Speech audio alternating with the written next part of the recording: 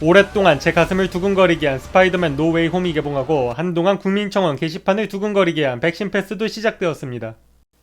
뭐 그래요. 여긴 정치 시사 채널이 아니니 이걸 따로 다룰 일은 없겠지만 아마 법이 바뀌는 것보다는 제가 2차 백신을 맞는 게 더 빠를 테니 이미 정해진 이상 제가 뭘 어쩔 순 없겠네요.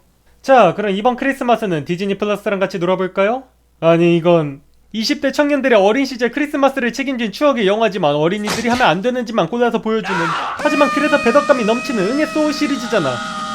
1, 2편은 워낙 명작이고 3편은 평가는 구리지만 솔직히 재밌었고 4, 5편은 남이위키에서밖에 본 적이 없었는데 무려 6편이 등장했다고. 평가는 구리지만 그래도 나홀로 집에잖아. 어차피 트랩과 따뜻한 감성을 즐기기만 하면 되는 작품인데 나빠봐야 얼마나 나쁘겠어. 일단 영화를 리뷰하기 전에 저는 맥컬리 컬킨의 케빈만이 나홀로 집의 아이덴티티라고 생각하지 않습니다. 케빈이 나오지 않은 3편도 꽤나 재밌게 봤으니까요. 그리고 맥컬리 컬킨 씨는 이제 40대입니다. 나홀로 기러기 아빠라도 만들려는 게 아닌 이상 나홀로 집에 케빈이 나와야 한다는 말은 그냥 영화를 만들지 말아야 한다는 뜻이죠. 뭐 팬 입장에서는 그렇게 말해도 되지만 영화사 입장에서는 시도는 해봐야죠. 그럼 나홀로 즐거운 집에는 재밌을까요? 이 영상에서는 나홀로 즐거운 집에 스포일러가 있습니다. 이 정도 기다렸으면 됐죠? 이들은 제프 맥켄지와 팸 맥켄지 부부입니다. 이 집에서 오랫동안 살며 정이 들었지만 남편의 구직난으로 집을 팔아야 할 처지에 놓이게 됐죠. 이 집에는 오랫동안 가지고 있던 슈나이더 킨더 인형이 있는데요. 슈나이더 킨더? 그게 뭐죠? 오, 상당히 진짜 같은 인형이네요. 아니네, 얘는 진짜 아기 슈나이더네요. 미안 애기야. 아무튼 오늘의 주인공 맥스와 그 엄마는 화장실에 가기 위해 집을 보는 척하다가 머리가 뒤집어진 기괴한 인형을 발견합니다. 그리고 맥스 엄마는 이 인형이 희귀한 불량품이라 비싸게 팔리는 걸 봤다고 말하죠. 맥스네 가족은 크리스마스를 맞아 친척들과 함께 일본 여행을 떠나려 합니다. 하지만 항공사 사정으로 비행기를 둘로 나눠서 타게 되었고 비행기 안에서도 좌석이 따로따로 나뉘어 앉아야 하는 상황이 되어버렸죠. 그리고 뭐 애들이 워낙 많다 보니 주인공을 까먹고 출발하는 바람에 맥스는 혼자 집에 남게 되어버립니다. 한편 제프는 맥스 엄마의 말을 떠올리고 자신의 인형을 중고나라에 검색해봅니다. 머리가 뒤집어진 인형의 가격은 무려 20만 달러. 이 돈이라면 집을 팔지 않아도 될 것입니다. 제프는 잔뜩 흥분해서 인형 상자를 뒤져보지만 인형은 이미 사라진 뒤였습니다. 머리를 싸매던 제프는 낮에 만난 건방진 꼬맹이가 인형을 훔쳤다는 결론을 내리고 그 집을 찾아가지만 이미 그 집은 일본 여행을 떠난 뒤였습니다. 설상가상으로 집을 사겠다는 사람이 나타나면서 당장 저 인형을 찾아서 돈을 마련하거나 추억과도 같은 집에서 영원히 떠나야만 하는 상황. 결국 이들은 이 빈집을 털어 인형만 챙겨서 돌아갈 계획을 세웁니다. 한편 혼자 집에서 빈둥대던 맥스는 이들의 대화를 우연히 듣게 되었습니다. 이 집에 있는 못생긴 소년을 잡아다 돈 많은 할머니에게 20만 달러에 팔아치운다고 하는군요. 맥스는 자신의 운명을 상상하며 공포에 질렸습니다. 과연 맥스는 이 미친 인신매매범 부부에게 천벌을 내릴 수 있을까요? 사실 대부분의 이야기가 다 그렇지만 특히 오락영화에서 우리는 많은 부분 감독과 합의를 해야 합니다. 쉽게 말하자면 한국인은 한국어를, 미국인은 영어를 쓰는데 왜 타노스는 영어를 쓰나요? 같은 것에 그냥 넘어가 줄 줄 알아야 한다는 거죠. 영화가 오락성이 강하고 재미있을수록 우리는 이 합의에 쉽게 속아줍니다. 고질라가 너무 거대해서 존재할 수 없다고? 알게 뭡니까? 이 장면을 볼 수 있다는데. 아무튼 나홀로 집에도 원래 즐기기 전에 꽤 많은 합의를 해야 하는 영화였습니다. 그 명작이라 부르는 1, 2편도 도둑의 지능은 지나치게 덜 떨어졌고 함정도 실제였다면 목숨이 10개라도 모자랐겠지만 뭔가 톰과 제리 실사판을 보는 느낌으로 과장된 연출과 유머가 그걸 전부 덮어주는 매력이 있었죠. 실제로 이번 나홀로 즐거운 집에 역시 과장된 전체 이용과 코미디 영화라는 점을 감안한다면 어지간한 오류나 연출 등은 그냥 재미를 위해 양보해줄만 했습니다. 맥스는 인신매매범을 보고 경찰에 연락하지만 이내 다시 숨어버리는데요. 이는 엄마가 아동학대로 감옥에 갈까 걱정했기 때문입니다.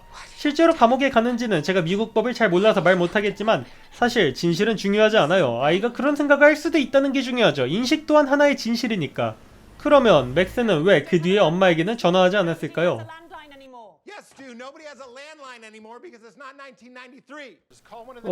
1993년도 아니고 10살짜리 애가 휴대폰이 없다는 것도 좀 어색하긴 한데 좋아요, 우리 합의하자고요. 도둑들은 맥스가 할머니랑 교회에 온 줄 알고 빠르게 집을 털려고 합니다. 나이든 사람들은 운전도 잘 못하니까 서두르면 될 거라면서요. 그리고 사람이 너무 많다는 이유로 밤까지 기다립니다. 그리고 기껏 밤까지 기다린 뒤 굳이 건물 뒤로 담을 넘어갑니다. 그나마도 전날에 들렀던 집이 어딘지 몰라서 옆집에 들어갑니다. 그리고 옆집은 낯선 사람이 문을 열었는데 아무도 눈치 못 챕니다. 좋아요. 합의할까요? 산타를 위한 쿠키? 이걸 먹는다고? 함정이 아니라도 눈에 맞거나 먼지가 묻었을 텐데? 좋아요. 합의하죠. 에이, 버튼 누르면 튀어나오는 대못도 아니고 저렇게 그냥 박아놓은 거에 누가 걸려? 다른 곳으로 시선을 분산시키기라도 하겠지.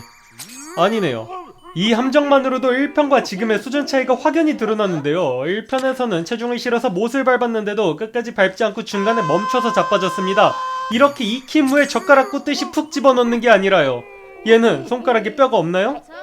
이것도 합의해야 하나? 문이 안 열리는데 뭐에 막혔는지 확인도 안 하고 남편 머리를 박아대는 거? 그래요, 합의합시다. 머리에 날아오는 당구공을 정면으로 받아내는 미친 피지컬의 도둑이 나중에는 당구공이 무섭다고 질질 짜는 거? 합의합시다. 장난감 총 들고 대치하다가 굳이 총 내려놓고 계단 대신 되도 않는 밧줄로 다이빙하다 자빠지는 거?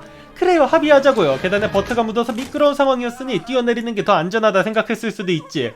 빈집인 줄 알고 도둑질 하려다가 할머니랑 애가 사는 줄 알고 다시 도둑질 하려다가 애가 혼자 산다는 거 알게 된 뒤에 충격에 빠져서 If we had known you were staying here by yourself, we wouldn't have broken into your home even once. 뭐라고? 아니, 뭔 말 같자는 소리죠? 애가 혼자 살면 설득이 되는데 할머니랑 같이 살면 갑자기 말귀를 못 알아듣게 되나? 좋아, 일단 합의하죠. 인형은 알고 보니 맥스가 훔친 게 아니라 도둑들 집에 놀러온 조카가 가지고 놀려고 빼간 거였습니다. 어떻게 이걸 며칠간 한 번도 못 봤죠? 뭐 이게 마지막이니 쿨하게 합의해 줍시다. 여러분들은 이 정도만 합의하시면 됩니다. 사실 PC는 별로 거슬리지도 않았어요. 예고편에서는 얘네들이 입양아인 줄 알고 관련 대본도 생각했었는데 친척이라면 뭐 유색인종 있을 수도 있지. 다만 도저히 합의점이 보이지 않는 내용이 하나 있는데 바로 이번 도둑들은 평범한 가족이라는 점입니다. 나홀로 집의 악당들은 의심의 여지 없는 도둑들이었고 그렇기에 주인공이 함정에 걸릴 때마다 동심에 골탕 먹는 어른이라는 카타르시스를 온전히 느꼈는데요. 이번 작품에서 도둑들은 비록 무단 침입자라고 해도 그저 자신의 집을 지키기 위해 선택의 여지가 없었던 소시민적인 캐릭터인 만큼 등장인물들이 함정에 빠질 때 순수하게 즐기기가 불편해지죠.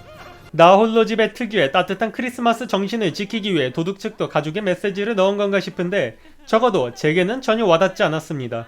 악역에게 공감할 수 있는 사연을 넣고 싶으면 그 악역을 비참하게 만드는 것으로 카타르시스를 얻는 것은 포기해야 하지 않았을까요? 그리고 그 카타르시스가 나홀로 집의 가장 큰 매력이라면 나홀로 집에서 악역에게 공감할 수 있는 사연을 넣는 건 애초에 하면 안 되는 짓 아니었을까요? 이건 합의하기 힘들죠. 단순히 영화의 장면 하나를 망치는 게 아니라 영화 전체의 분위기에 문제를 내버린 거니까. 자, 이제 우리는 이 영화를 볼 때 어디까지 합의해야 하는지 알아봤습니다. 정말 많은 부분이 합의되어야 했는데요. 우리가 이 정도를 받아들였다면 영화도 정말 재밌는 작품을 보여줘야겠죠? 케빈 형이 경찰로 나오는 건 마음에 들었습니다. 작중에서 경찰은 정말 무능하고 게으르게 나와주는데요. 이 경찰이 아무도 모르는 엑스트라였다면 이게 경찰 자체를 일반화하는 모습으로 비출 수 있지만 그 경찰이 어떤 인물인지 알고 있으니 우리는 공권력의 무능함을 탓하는 게 아니라 어휴, 예전에 봤던 그놈 아직도 철이 안 들었네? 하면서 옛날 생각과 함께 자연스럽게 넘길 수 있게 되었죠. 그리고 놀랍게도 이게 다입니다. 디즈니 플러스의 나홀로 집의 시리즈 신작 나홀로 즐거운 집에 단점은 치명적이지만 참을만 했는데 장점이 없군요. 하지만 걱정 마세요. 디즈니 플러스에는 나홀로 집의 나머지 시리즈도 있으니까 크리스마스의 추억을 더럽히기 싫으신 분들은 다른 선택지도 있습니다. 영상이 마음에 드셨다면 구독과 좋아요를 응원해주시고 저는 이 영화 전체에서 가장 마음에 들었던 대사로 영상을 마치겠습니다. 그럼 안녕. This is garbage. I don't know why they were always trying to remake the classics. Never as good as the originals.